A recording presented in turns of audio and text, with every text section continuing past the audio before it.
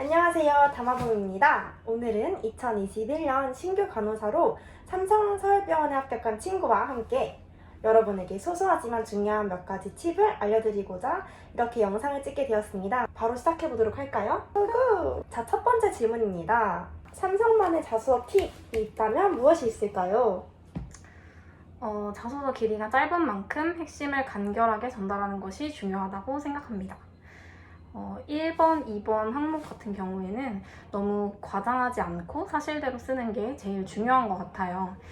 예를 들어 1번 항목에서는 직무를 가장 잘 수행할 수 있는 이유를 쓰라고 되어 있는데 학교 생활을 예로 든다면 실습인데 여기서 나올 수 있는 것들은 면접관들이 잘 알고 있잖아요. 학생들이 실습을 어떻게 하는지. 그래서 너무 과장되게 쓰다 보면 의심을 할 수도 있을 것 같아요. 좀 사실적인 것들만 이렇게 썼으면 좋겠고, 물론 나만의 독특한 소재가 있다면 그게 가장 좋겠죠. 자소서를 쓸 때 소제목을 꼭 달아야 한다고 생각하시나요? 삼성서울병원의 자소서 다들 아시다시피 굉장히 짧기 때문에 짧죠. 꼭 달아야 된다고 생각하지는 않습니다. 수 하나하나가 굉장히 소중하거든요. 소중해. 네, 소중해요.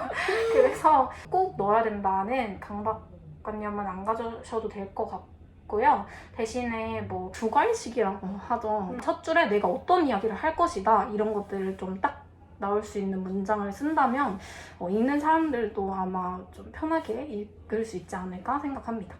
상번 항목이 가장 자소서에서 차지하는 비중도 길고 중요하다고 알고 있는데 어떻게 쓰면 좋을 것 같은지. 본인이 확신을 느끼는 그런 소재를 사용하면 좋을 것 같다는 생각을 합니다. 그게 글에서도 느껴져야 되고 또 면접에서 이제 질문이 들어왔을 때 면접관님들은 딱 보면 안다고 생각해요. 정말 확신이 느껴지는 그런 소재를 사용하면 누구든지 네, 잘 쓸 수 있다고 생각합니다. 4번은 이제 지원 동기와 입사 후 후보인데요. 여기서도 삼성의 자소서를 쓸 때 좀 다르게 쓰면 좋다 이런 점이 있을까요?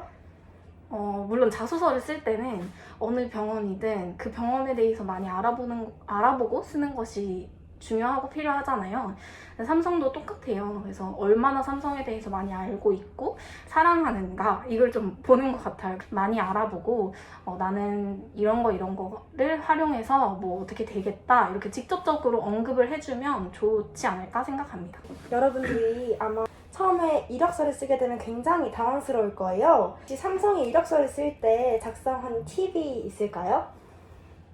이력서 굉장히 중요하다고 생각하거든요. 저 같은 경우에는 이력서에서 질문이 꽤 나왔어요. 이력서가 질문하기에 굉장히 좋게 되어 있어요. 짧게 써져 있으니까 그걸 보고 딱딱 질문을 하면 되잖아요. 그래서 거기에서도 정말 자기가 자신 있는 거를 써야 된다고 생각해요. 그럼 이력서를 쓰다 보면 모르는 것들이 생길 수도 있잖아요. 그럴 때는 어떻게 대처하는 게 좋을 것 같나요?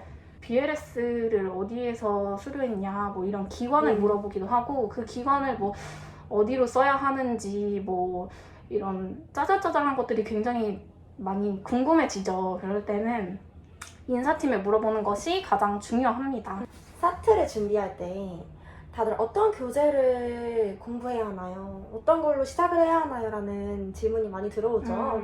근데 먼저 교재에 대해서 말씀을 드리자면 저는 다들 알고 있는 유명한 해커스에서 나오는 파랑이, 하양이 이렇게 있거든요. 사트 책이. 그 중에서도 파랑이 책을 위주로 공부를 했습니다.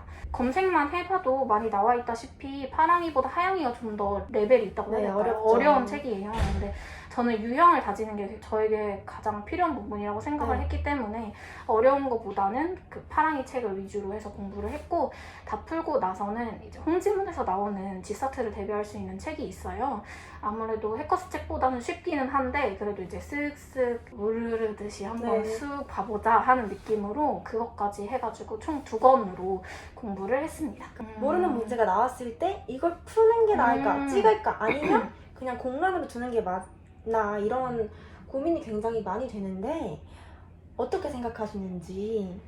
이것도 뭔가 정답이 있는 건 아니죠. 왜냐면 저도 뭔가 직원도 아니고 제가 뭐 삼성에서 어떤 규칙을 적용해서 그걸 합격, 불합격을 결정하는지는 잘 모르지만 저는 이제 선배들한테 되게 많이 물어봤을 때 공란으로 남겨둬라라는 이야기를 많이 하더라고요. 그래서 저도 공란으로 남겨뒀거든요. 모르는, 헷갈리는 네. 그런 것들은 그냥 공란으로 남겨두고 확실한 부분만 풀었습니다. 삼성에 들어가기 위해선 사트를 다 봐야 되죠. 뭐 삼성전자나 이런 쪽에서도 다 보는데 간호에서는 이제 특히 간호 파트가 추가가 되잖아요. 네, 간호 직무 부분이 네. 있죠. 이 부분은 해커스 책에도 없잖아요. 네, 맞아요.